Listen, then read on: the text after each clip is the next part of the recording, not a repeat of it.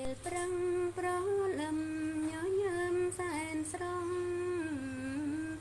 ត្រូវនឹងសម្រងធម្មជាតិព្រៃភ្នំ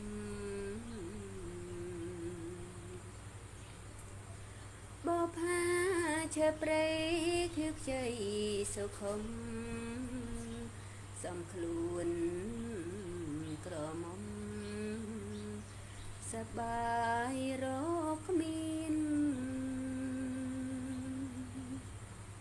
ទឹកអយ៉ាដាខោអើធ្លាប់គុំ